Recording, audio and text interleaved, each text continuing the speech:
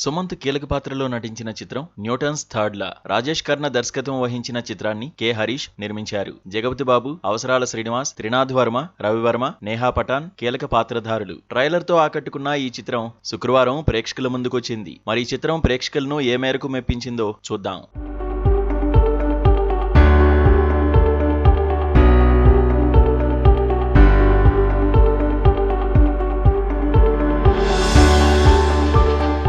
Vinay engineering student. ఇంట్లో ఆర్థిక సమస్యల వల్ల స్నేహితుడు కార్తీక్ తో కలిసి చిన్న చిన్న దొంగతనాలు చేస్తాడు. కార్తీక్ ఓ పెద్ద డీల్ తీసుకొస్తాడు. దాంతో లైఫ్ సెటిల్ అయిపోవాలని ప్లాన్ చేస్తారు. ఆ పనిలో ఉండగా వీరిద్దరూ వెళ్తున్న కారు జ్యోతి అనే మహిళను ఢీకొట్టగా ఆమె మరణిస్తుంది. ఆ తర్వాత ఓ రోజు వినయ్ అనుమానాస్పదంగా తన ఇంటిపై నుంచి కిందపడి మరణిస్తాడు. ఆ కేసు వాసుదేవ్ చేతికి వస్తుంది. ఇందులో భాగంగా వినయ్ తల్లిదండ్రులైన గంగాధర్, తల్లి పార్వతులను విచారించగా కొన్ని విషయాలు బయటకొస్తాయి. ఆ నిజాలు ఏంటి, స్నేహితుడి ద్వారా వినయ్కు అందిన డీల్ ఏంటి, దానికి మెర్క్యూరీకి ఉన్న సంబంధం ఏంటి, దీనిలో డేవిడ్ పాత్ర ఏంటి, అతను చదివి భయపడిన న్యూటన్స్ థర్డ్ లా బుక్ రాసిందెవరు వంటి ఆసక్తికర విషయాలకు సమాధానమే ఈ సినిమా.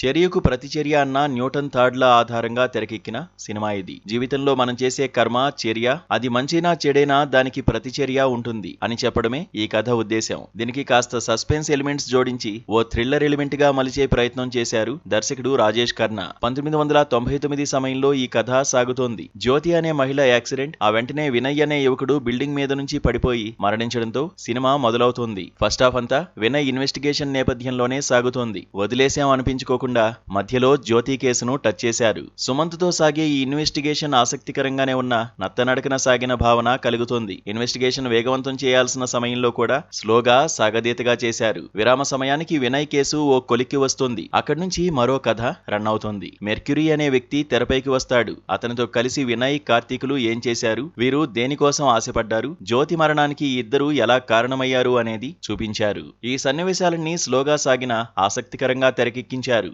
వీటితో కథలో కొన్ని ప్రశ్నలకు సమాధానం చెప్పారు. మరికొన్నిటికి జవాబు క్లైమాక్స్ లో చెబుతారనుకుంటే ఓ ట్విస్ట్ ఇచ్చి గజిబిజి చేసేశారు. పోలీస్ అధికారిగా రంగంలోకి దిగిన వాసుదేవ్ పాత్ర విషయంలో క్లారిటీ ఇవ్వలేదు. ఆ పాత్ర ముగింపు ఆసక్తికరంగా లేదు. కథ ప్రారంభం నుండి వాసుదేవ్ పాత్ర బాగానే ఉన్న క్లైమాక్స్ లో మాత్రం ట్విస్ట్లతో కన్ఫ్యూజ్ చేసేశారు. పైగా పార్ట్ 2కి లీడ్ ఇచ్చారు.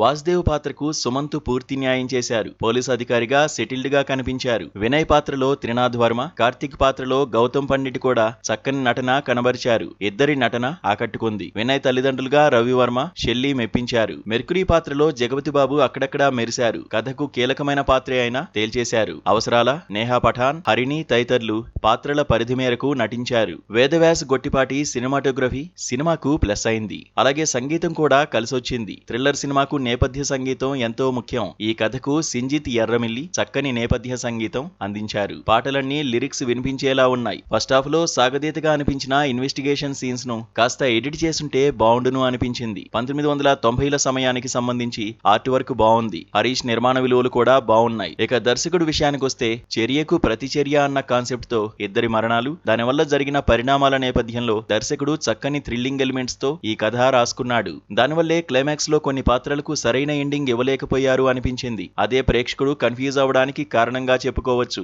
స్క్రీన్ ప్లే మాత్రం బాగుంది. ఇంట్లో పెద్దలు బాధ్యతాయుతంగా లేకపోతే పిల్లలు సరైన మార్గంలో ఉండరనే సందేశం ఇచ్చారు. థ్రిల్లింగ్ ఎలిమెంట్స్ ను ఇష్టపడేవారు కాస్త ఓపిక్గా కూర్చుంటే సినిమాను కొంతమేరకు ఎంజాయ్ చేయవచ్చు. ఎక్కువ ఆశించి వెళ్తే నిరాశపడతారు.